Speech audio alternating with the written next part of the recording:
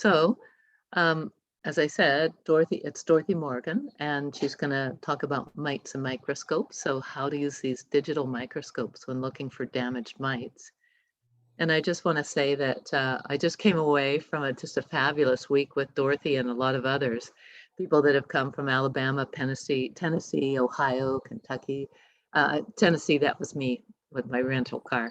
But anyway, everyone got together and they brought virgins, and those were inseminated by Dorothy and another participant, Joe. And then it's the Heartland Beekeeping Group that the Kentucky Queen Breeders are part of. And it's a fabulous event because everyone is able to then get inseminated queens from all the different states that are of a groomer-based stock. So I just thought I'd give you that little bit of background before we lead into Dorothy's talk. And Dorothy, take her away. Okay, thank you, Liz. I'll go ahead and share my screen next.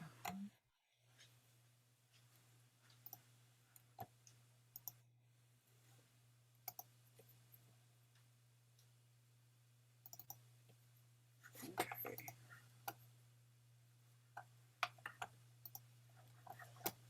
All right, I think I've done some mite things in the past, and today I'm going to talk about using a digital microscope for mites. And of course, we're told time and time again to do mite counts and for mite, treat the hives as needed. And some people just treat blindly, they don't do any testing. I don't prefer that. All treatments affect the health of the queen.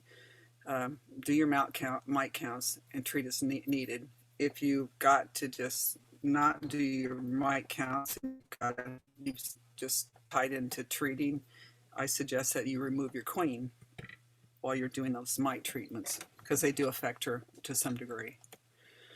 Of course, of all the factors impacting the colony collapse disorder, the largest is called the mite, the Varroa Destructor. Here's a little picture of one. You can see it's quite a little bug. It's a member of the spider family. If allowed to go unchecked, the mite will destroy your bee colony, not just by viruses, but by actually removing the fat bodies. And they used to say the blood, but the research has shown that it is the fat bodies that they destroy. And here's a little video of that I took off of a DM3 or 4 here several years ago, and it is of a mite feeding on a honeybee.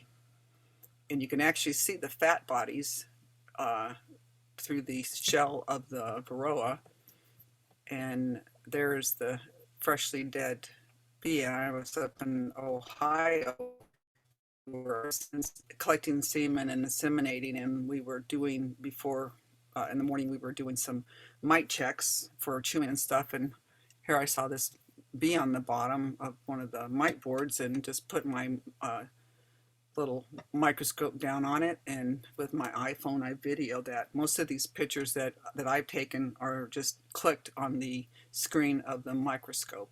And of course, here it is. The Varroa mites is a small reddish brown tick-like pest which feeds on the fat bodies of the honeybees, and they do a massive amount of damage to the honeybees, not just with viruses. So bees emerge from the cell with all the fat bodies they will ever have.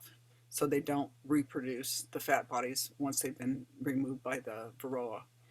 Bees will become weak by the loss of their fat bodies, and of course we know mites can also carry viruses. But if say you have no viruses in your hive, it's not going to keep your bees healthy. You must monitor for mites, and mites will literally suck the life out of your hives. These are the wonderful fangs that they use to damage the bees and the larvae with. And do we treat for viruses? No, we don't. All we can do is kill the mites and limit the infestation. Nutrition is a major factor in fighting viruses. It's just like if you're sick with a cold, orange juice and vitamins, and the same thing with your bees is nutrition. We do need to help the bees help themselves, and this is done with several different traits. And chewing behavior is, I think, one of the most advanced and most popular at the moment. And here's a little clip of that I did. Sorry about the sound. But here's a mite being introduced to a colony. And they go to town on that. Now, VSH, Varroa sensitive hygienic, is a behavior trait of honeybees in which bees detected, they smell it under the capping, they remove the capping, and here's a little video, and most of you have probably seen this, but I still do like to see it again. And it's kind of a time, time where they've cut time out of it because it takes a lot longer to chew that cap off than what you're seeing here. And at the top right of that cell, you'll see the mother mite come right on out. And of course, the offspring that the mite has laid in there, they will not survive as well as the larvae will not survive. And you can watch her they totally, VSH, they just ignore the mite, and off she goes. And that mite mother will live to lay another day. Let's one more look at chewing behavior.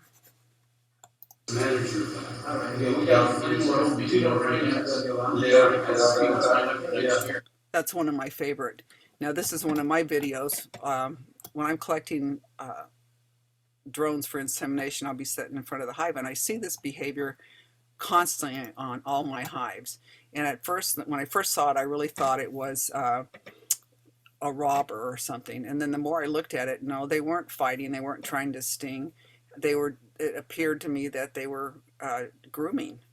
And I see this all the time on the boards in front of my hive.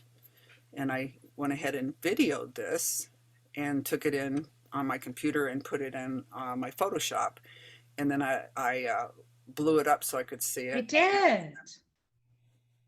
And then what it ended up doing was she was actually chasing a Varroa. And you can actually see where in the top right there, she's got it in her mouth, and I blew that up. It's pretty digitally kind of pixeled out. But she did actually catch that. And I see them do this major amount of grooming at the entrance of the hive before they even go in. And whether it's VSH, whether it's Italian, Russian, on any of your traits, when you have your breeder queen, that's your basics, and you have 100% of that trait. And after open breeding, you will lose 50% of that trait. And then another open breeding, your 50% is down to 25%. And after the fourth open breeding, it's 12%. So it's really non-existent. So it really does pay to have a breeder queen, and unless you are in an area, and there is a couple areas in Kentucky that have tremendous chewing behavior, and they can open breed very well. But most of the traits, if you want to keep those traits, a breeder queen where you can continually reinforce those traits in your yard is a must, because you can see after open breeding, it just goes down to nothing. And we've been working with Hung May at Ohio University, and we are finding excellent chewing behavior in feral bees comparable, but actually exceeding right now Purdue Bee Labs that have mite chewers. We also really promote catching swarms and talking to people to actually try to get them in more remote areas, more in the eastern foothills and the mountains of Kentucky. And we've got several people that do that. When I began beekeeping, I was told, and I'm sure a lot of folks were told, that those are old queens in a swarm and you should requeen a swarm. And maybe if that's your average swarm, that's fine. But when we're looking for feral, we don't want to requeen anything until we have seen what behaviors that colony has. And if she's chewing, we want to take advantage of that, or they have any hygienic behaviors. But we are doing a lot of instruction on how to catch swarms for chewing behavior. Oh, I'm going the wrong way. Sorry about that. All feral stocks should be tested for chewing behavior. And this, if there is 50% chewing present, we will ask for those folks to share those genetics with our association. And that's something you guys should think about doing, as well as to share the genetics if you've got those traits. So if you're going following the following items, you'll need to check for chewing behavior. Typically, to use a mite board, you need a screen bottom board. But if you have a solid bottom board, there's some things that will work. Man Lake sells this mite board for around $7 the last I checked, and the way prices are, who knows at this moment. But it's just a screen that goes over, and that's the whole thing, the board and everything. But we found that we have to staple that down because the bees will crawl underneath it. One thing that's a lot cheaper is you just make your own. And this is pet screen that you can get at any hardware store. And it's a heavier mesh, and you can just cut it to fit your boards, but you still need to staple it down. And here, the boards I use a polystyrene 6 frame, so it's narrower, but I have to staple them down. Or I think this was a 5 frame that we were doing that was solid bottom boards exactly, because the mites, the bees kept crawling underneath it, so we staple it down. So if you have to staple it down, you have to be extremely careful not to touch the board and damage the mites. And these are top chewers from Fred Burdell out of southeast Ohio, and his chewing was phenomenal. We ran these boards here because they were solid bottom boards, type hives, and we had to staple them down. And I had a variety. I had some of this number 8 mesh screen, and then I had some of the pet screen I cut down. And we left them in for a couple weeks because it's like a 2-hour drive for me and an hour and a half for Larry Young, who's my buddy, and he's managing that yard.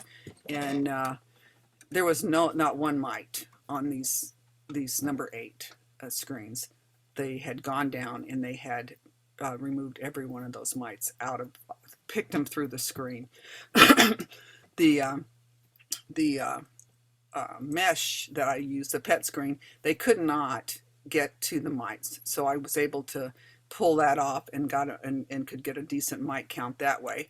And then the next round, I went ahead and used the pet screen on everything, and the ones that had 0 mites did have mites, and they were highly chewed. And like I said, the chewing rate on these hives is phenomenal. You rarely see 90%. One thing, number 8 screen, they like to use it. A lot of people use it for a lot of different things. And just to know that if you're going to use it on the entrance of your hive, their little heads fit nicely into the number 8, and they get stuck. So I would suggest going with a smaller mesh for use of anything on those for the bees. Also, when your sticky boards, do not use the true sticky board that you can buy, and you peel off the plastic and then it'll be sticky on that. Then you cannot remove those mites. They will be stuck there forever. If you happen to have a board like that, just don't remove the plastic covering. Just leave it on there. And you can use a vegetable spray or Vaseline here. But the biggest problem that a lot of folks make with the spray is that they put too much spray on it. Right? But whatever you put on, you really have to just about wipe it all off. Whether you're using Vaseline or vegetable spray, you put it on and then you just wipe it off. These mites are really, really tiny. It takes very little to hold them in place. And if you use too much Vaseline, you just can't see anything. And these are pretty chewed, and it's real obvious. But if they're not chewed that much, it just coats the whole legs, and you just can't get a true reading. So you're going to be removing the mites with a number 000 fine paintbrush. Use nothing else. You can get an assortment of them, but you absolutely want the 000, and you can buy that at probably any hobby store, or Allied Express is really good. And you want the 000 super fine, and that makes it real easy to pick up. This is my favorite brush, Green Stuff World, and that I got from Allied Express, which is one of the top Chinese direct, and I order a lot of stuff early and get that, so I tend to be a little bit over cheap. Now you cannot, when you're picking up a mite, you cannot use a knife, scissors, or a grafting tool. Nothing like that. You have to use one of these triple aught paintbrushes. That way you're not damaging the mite when you're picking them up. And it will give you an incorrect reading if you use something other than the paintbrush. And when I first started with a regular microscope, I used glass slides. And a lot of people at Purdue University still uses the microscopes. Regular microscopes and glass slides, and I find that is extremely tedious. I make my own boards, and the transportation cabinet prohibits the placement of political campaign signs on Commonwealth right-of-ways, so I give them about 4 days after an election, and then I help them not break the law. So I don't know what it is up there or wherever you're at, but it is illegal in Kentucky for those signs to even be there, and certainly after the election. But here's a glass slide that I did when I first started, and I actually still have these slides. And it was the date on the November 4th, 2017, and it was tank 1, hive 4, and out of 9 mites there was 5 chewed, and out of 12 there was 8 chewed. And it's a real must that you keep records of how long the mite board was in and what you chewed and wasn't chewed. So if you're going to use a digital microscope, which I prefer, and it's a lot cheaper, you need a dark, dull surface, and the mites will show up a lot better. The glass slide or light colored will reflect the digital light back in there. So your basic used microscope is about $200. And if you can find them. The digital's under $40, under $70, and depending where you buy it, whether it's Walmart or Amazon Express, your best deals is through Allied Express. This is the first microscope I got was a 3, and then I have 4 and 5. 5 is absolute best, but 3 is, you can see this excellent definition. And and I use it in the field, classroom, lab. It's just a great little tool to have. Now, when I first started doing this years ago, back in 2017, I went through and I don't know how many of these little digital microscopes I went through. I have a box of them. And the only one that I suggest that you use is the DM. And as far as I am aware of, there's only the DM3, the DM4, and the DM5. And of course, they're a little more expensive as they get the 5 is the newer one. This one I thought would be great. The screen was bigger, the G1200, but the definition and the resolution was nothing compared to even the 3. So it looked very promising. The stand's great. I use the stand, but I don't use that. And here's just a couple little, you looking at it for about, and I'm sure this price is up a little bit. This is about 6 months old, but don't buy this G1200. You'll really be disappointed. Here's an Allied Express, and this is the DM4, and it's around $45, depending which one you choose from. Here's Amazon for under $80. And there's 2 different types of stands. The plastic stand, which works quite well. I mean, it's fine. I like the metal stand. It's just a little more durable, but either one will work fine. And you can see this is the basic setup with the DM3 with a flat back, black painted, and I'll go into that a little bit more. They're portable, they're easy to use, they're inexpensive, and again, Allied Express is the best one, and this is what comes in the kit. I've yet to find anybody that can use this there's a miniature disc. I think that must be a Chinese thing, but a lot of times once you get it on the stand, there's this plastic cover here that has a little cap that you can pop off, and that works well. Without the stand, you can leave that plastic cover on the long part, take the little cap off. It fits on the end, and you can actually set it down and adjust it without a stand, that like in the field or something. But the stand works, and I'll show you how to use that here in a little bit, but it's really can help you enlarge that mite or make it smaller by using a couple little tweaks to it. It will connect to a computer or a TV, an Apple and a Mac, and I have not been able to do that with the PCs.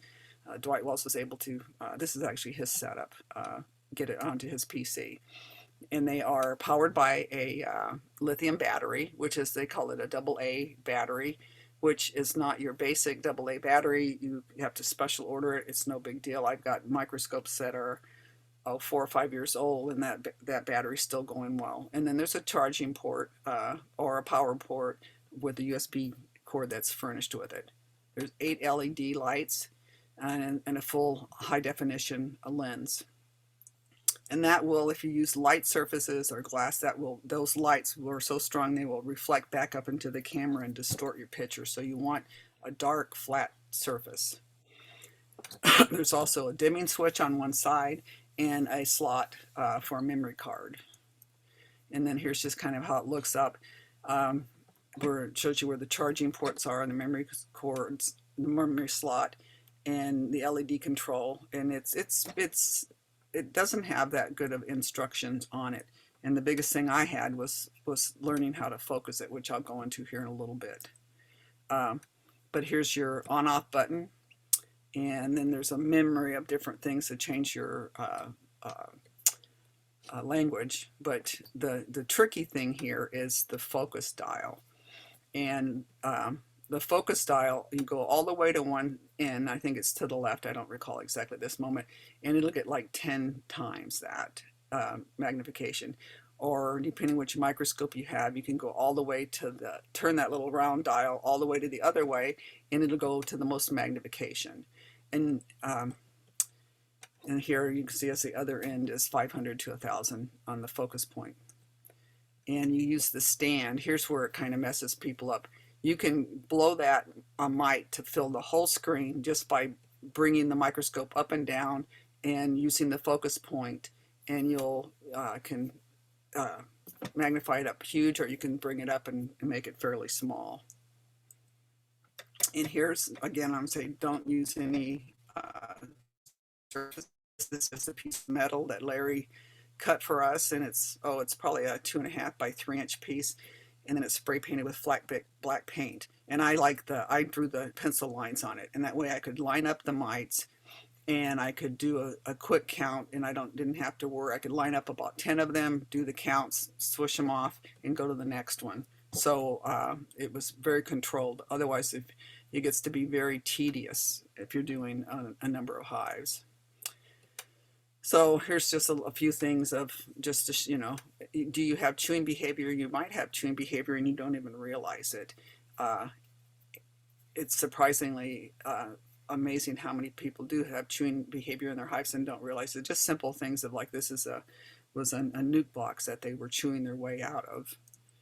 Here's a ventilated screen that they were chewing off the duct tape.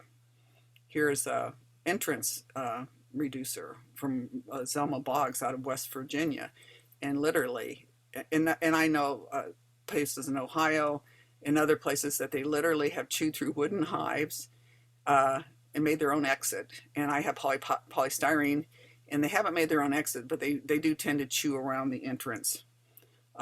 Here I was feeding fondant and started putting them in bowls, and I had to go to a plastic because they would actually chew that up, and once the fondant was out of it, and would remove that rapidly.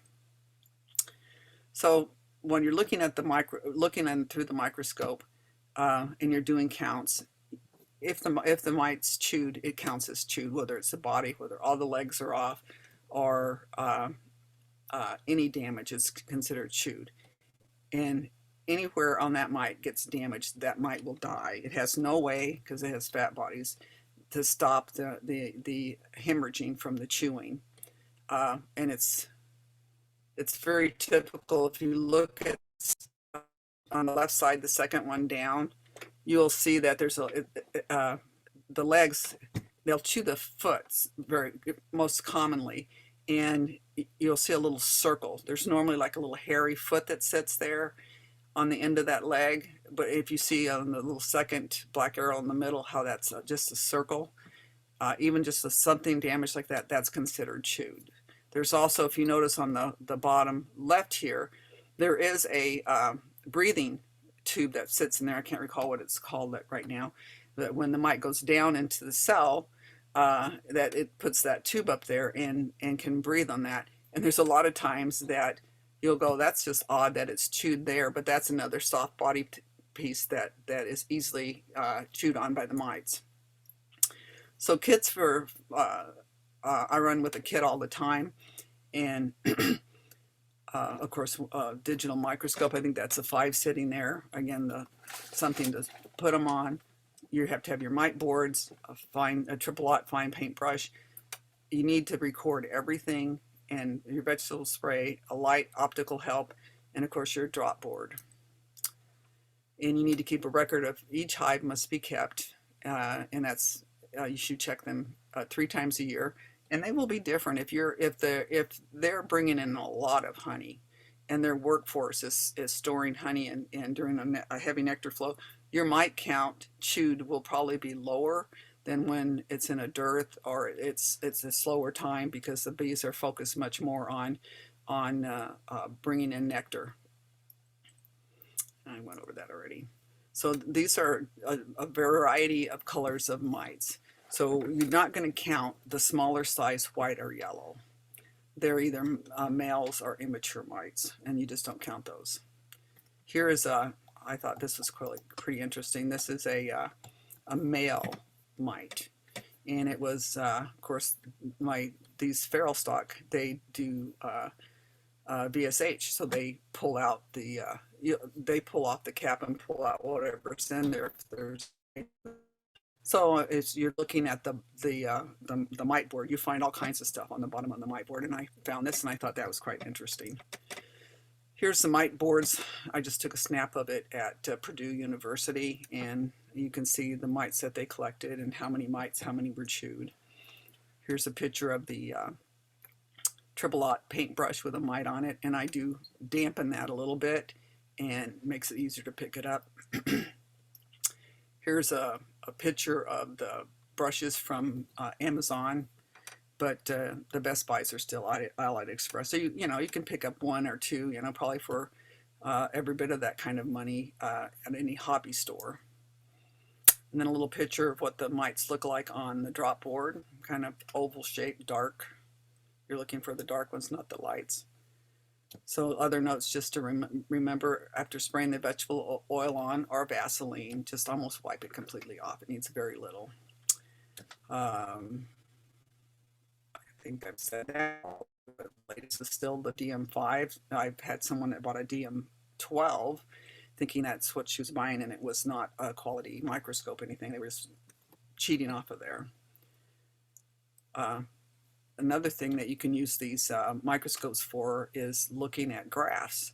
If you've grafted something, if it's the larvae has survived the lifting it up out of the cell into the cup. And here is we had these beginners come in and we looked at their grafts under the microscope, so when they took them home they would know that they were alive, and you could actually see the larvae breathing. And this is a DM5 that I'm just recording with my iPhone. I love this picture. This is an older guy that, if I didn't wear glasses and a big light, this is what my cell cups would look like too. 3 of them in there, but I won't say his name. But it wasn't, I'd like to say it's not me or Larry. But you are going to need, there's your mite board. You need something to record on, and a good light system. Here's one of our polystyrenes, and there's 6 frames, and I said they're a little smaller than the normal mite board.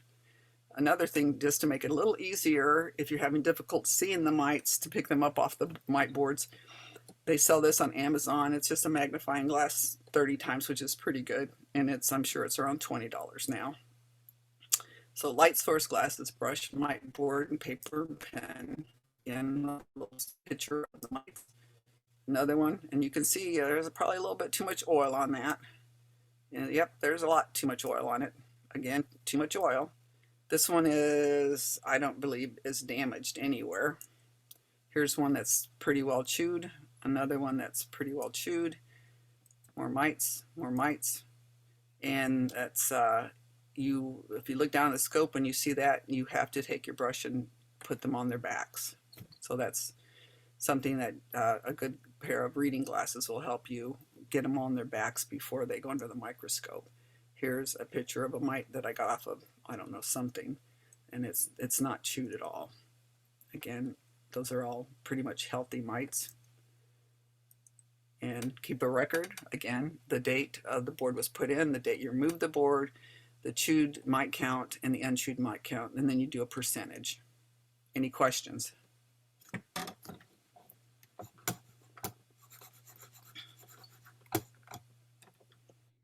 Yeah, Dorothy, I've got a question. About how long do you like to leave those boards in? And does it? You know, the ideally they say 2 days, but I find that if you have chewers, you really are going to have to leave them in till you get like at least 5 to 10 mites, and that could take a week or two. That's something, you start off with ideally 2 days, and you may find you don't have anything, so then you leave them on for a week, minding that if they can't get to those mites to pull them off. So it's really something that you have to kind of just figure out on your own. Right. Okay. Thanks. You bet. Looks like we might have a couple questions here at the bottom. Em or Donna, are you going to do questions, handle them, or what? Shall we just take them direct? Oh, yeah, Donna has a question. What is a good percentage then that you're looking for? What would be considered a minimal groomer, I guess? There are universities that, and I'm not saying any names at this moment, that are at 45%, and they consider that fairly good. But I like it to be at least 50%, and the higher the better. Like you saw, the Purdue stock, or not the Purdue stock, the Fred Burdell was running at 90%. But honestly, at 50%, that's a good number. The higher, the better. Okay.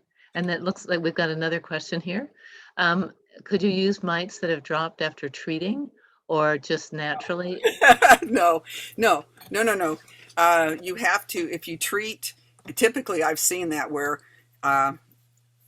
they treat and it looks like 1,000 mites down there, and they're not chewed, they've just fallen off dead.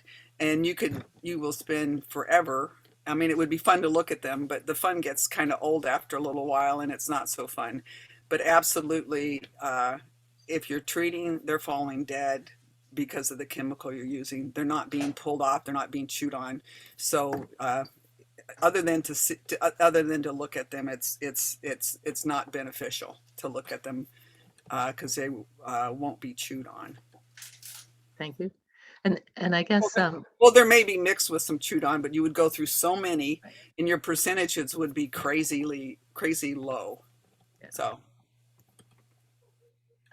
what about say you're using for formic those meat wipes, so the little packets that are under your meat to absorb blood, and if you use those in your 65%, and then just notice which ones are chewed faster and more, and then maybe high grade those units as a chewing bee.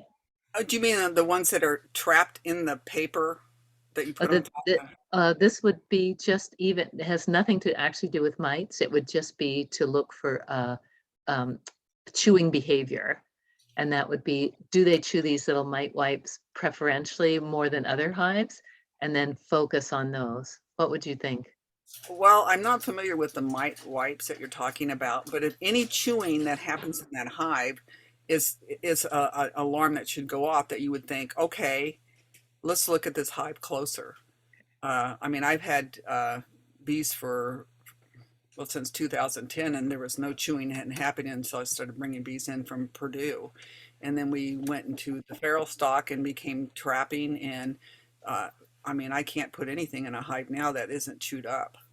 So if you're putting something in the hive and they're chewing on it, it Yeah. it all has to do with mandible length.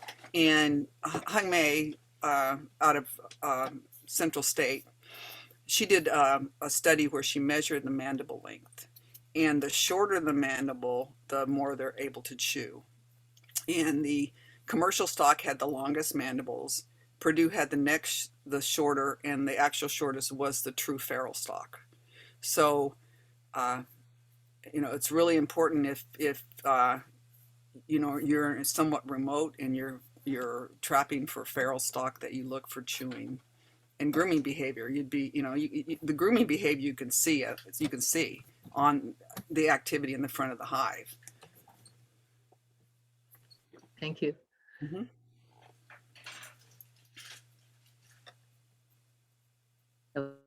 Questions out there? There's a few thank yous already, but let's see if we can. I guess one of my questions would be, again, in using these digital microscopes and being able to plug them, who could we refer to? I know you mentioned that Dwight Wells was able to use something that wasn't Yes. to connect to a. I will pull that up, and I'll find that for you and get that information to you Awesome. about the download that you would need to have. And I haven't, and it could be possible now for an Apple or Mac, but I'll do that here tomorrow and see if I can't look that up. It's pretty easy to find the download on that. So I might have it Awesome. even on my computer here. So I will do that for you tomorrow. Let me make a note.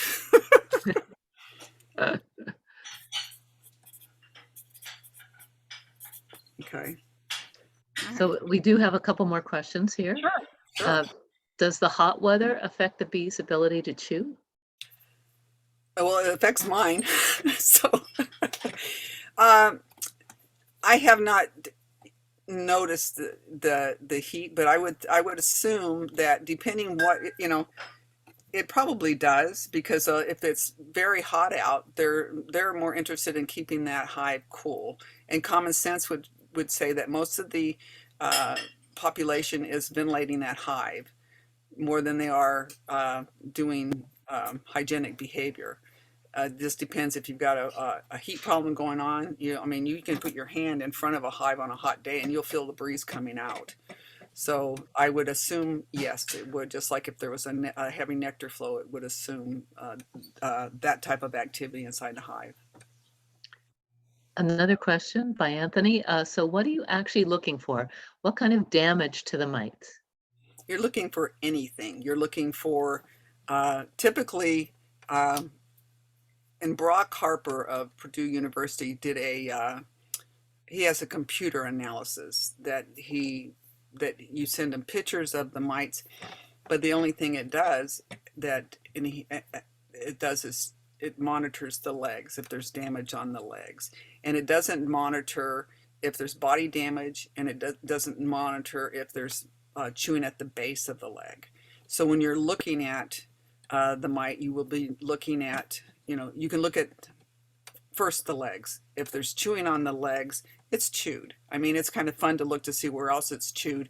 But we did find that Dwight and he got this big 35-inch high definition television, and he ran his microscope through there, and it was eye-opening. I mean, it was like we saw chewing that we never saw before, and it was on the base of the legs, and that was like 3 years ago. It was here, we were just doing the legs, and then here this blew up, and all of a sudden, oh my gosh, look at this chewing on the base of the leg. And you'll see sometimes a leg that's different colored flipped over, and when the bee actually chews on the leg, it paralyzes it, and there's a chemical that's in their mouth, so when they chew, it actually does paralyze stuff. And you'll see a mite with a paralyzed leg, and the whole leg's there. But if you've got the microscope, it's either chewed on the back of the leg or the front of the leg, and it'll be a different color, and they can't move it. I call that one chewed. but when Brock did this study, he Dwight and I, with everyone else, did our mite counts on the pictures and stuff, and we actually got the lowest score because if he had been clear and said, "Well, my computer is only going to read the chewed legs," then we would have been up in the top. But we are, we've got this thing that's a lot better than their basic microscopes and a lot better than their computer program that shows you, it's not just the legs, it's the base of the legs, it's that apparatus on the side that's kind of a soft tissue that can go up and they can breathe when they're in a cell, and they love chewing on that, and that the computer's not picking up. So cool. Another question from Donna. Are we wanting to look for smaller bees just to get a smaller mandible length, or?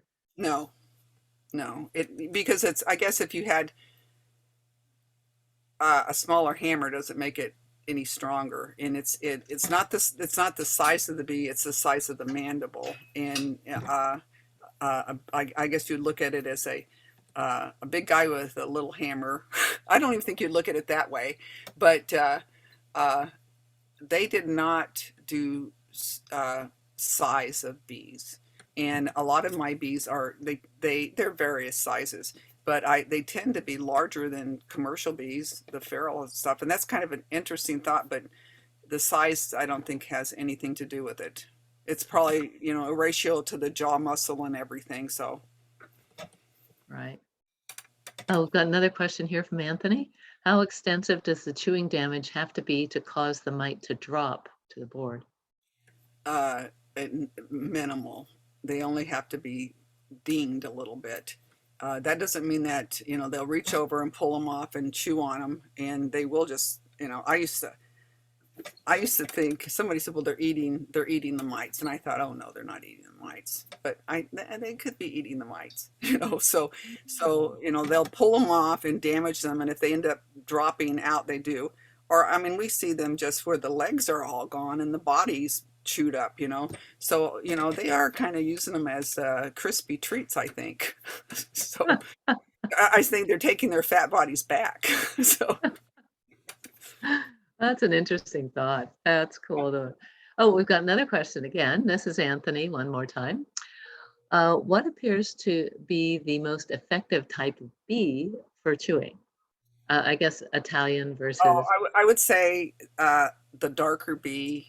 We have found the darker bee, which tends to be a feral bee, is much more a chewer. We found in the feral stock.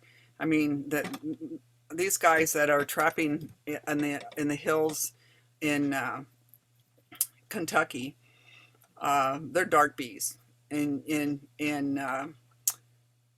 some of them, like there is, and I didn't put this slide in here, but Brock did a bunch of DNA testing, and out of Larry Young and Ray Young's homestead where they grew up, that Ray still lives at, and traps bees, tons of bees out of that. It's just like a ravine. I wouldn't call it a valley, I'd call it a ravine. And their chewing is through the roof. They're black little bees, and they were just phenomenal bees. They have no Africanized trait in them, and they are the original German bee and it was interesting to see the DNA, the everything had Italian through it, massive amount of Italian in it.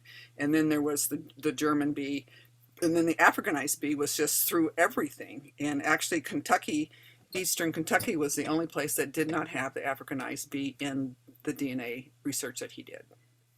No. So that was really quite interesting. So do you run several different strains of bees yourself that you pick up ferally, or what do you like to use? Well, I personally like I like a darker bee, and if I it's like if I'm have trapped something and it's a lighter color bee, I don't pinch her head off by any means, but she goes into the production She doesn't, and I'll check her for grooming, but it seems like the lighter colored bees are not the groomers. They're not the chewers. It tends to be the darker bees that are the chewers, or a mix. I call, there's a tiger one that I call the raccoon. I love the raccoon, and it's a dark bee with not light stripes, but kind of a caramel stripe on it.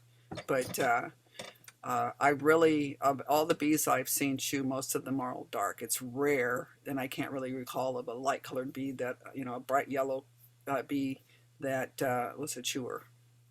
Okay. But, how many have I seen, compared to how many's out there?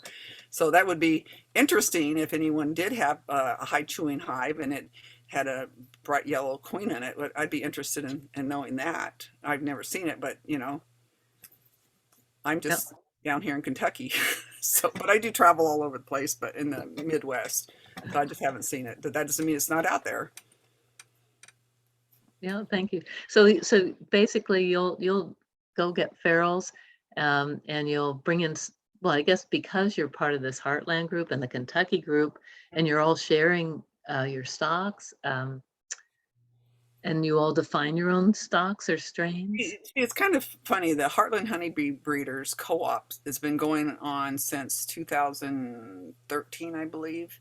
And I got involved with it in 2016, and that's when I discovered, well, I had taken a class from Dr. Hunt back in 2013, and he was talking about this chewing stock. And I said, well, where do you get this chewing stock? And he says they're not available to the public in 2013. And I thought, well, that's kind of crazy. And Dwight, who I was just a new beekeeper back then, and Dwight was there, and I actually videoed everything. I have these guys that I know really, really well now on video and didn't know them at all. And they actually, at HAS, Heartland Apicultural Society's annual event, and they got together and they said, let's form a co-op and market these bees. And that was in 2013. And I was invited, my state apiarist in 2016, she was invited and she could bring a couple of people, and she invited me. We went up there. And that was the first time I ever saw a honeybee be inseminated. And I used to inseminate horses, and I thought, wow, that sure is a lot easier and safer. So I thought, that's interesting. And Crispin had an opening, and I jumped on that. And became very involved in Heartland Honeybee Co-op, where I became the treasurer and really got involved in it. And they had a change of leadership there. And Brock, who has his own, he's genius and beyond genius, and not to be negative by any sense, because everybody has their own mission. And his mission was genetics and viruses and all this other stuff. And it was in 2019 that they brought in all these packages. And you used to could take a nuke up there and open breed it, and it would be almost like inseminated. But that ended. And they are recovering from some stuff now. But they are furnishing, they're doing kind of like a satellite thing. And our Kentucky university that we work with, I love the guy to death, but he's been there 36 years, and he's got some adult children that have learning disabilities. And I understand, if I need something desperately, I can rely on him, but I don't ask a lot from him. And so, we as a core group, the Kentucky Queen Bee Breeders, and then we have this group inside of that group, which is called Chasing Feral Honeybees. And that's the down and dirty group that actually goes out and catches these swarms, and that does the insemination, and is the core working group. And that's what you saw up in Ohio, was actually the Chasing Feral group. But our association helped sponsor that with insurance and stuff. So we can't at this moment have it in our state because we don't have the correct support, but we support that group and share the genetics with that as well. I think I kind of went off on something, but sorry. No, that's great. It's good to hear the history on all this. But we do have a few more questions. Okay, sure. Okay. Let's go back to, I think, Claude.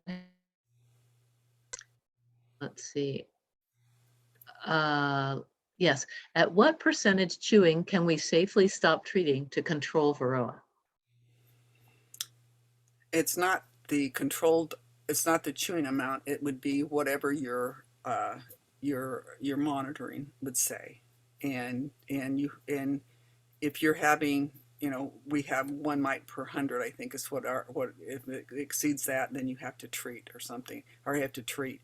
Um, I've been really lucky for years and years and years that I haven't treated since 2017, I think. And uh, but I did see an interesting study, and Dr. Samuel, maybe it was through you guys, where he showed about the bees were actually sucking out the fat bodies. And so, if you don't have viruses, I always thought, well, if you don't have viruses, and my viruses are almost non-existent, I wasn't really concerned about the mites. But you really, if you have a mite load in your hive, you have to treat, because the mites are living off of your bees, and they're sucking literally out the fat bodies, and that's the health of the bee, and they don't replenish them. When they're fat, when the mite load damages those bees, you're going to have a colony collapse with, if your mite load's up there. So you have to monitor. You absolutely have to monitor. If you don't have hygienic grooming, chewing, you have to make sure your bees survive. Bees are not cheap, and I absolutely hate chemicals.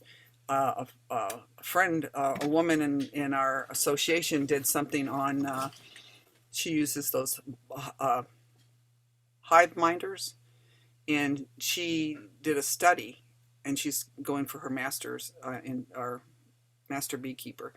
And so she monitored the stress in the hive for all the different chemicals.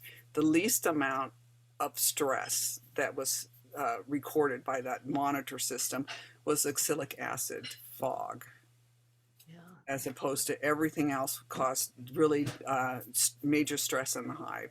But even the oxalic acid will cause damage in your queen.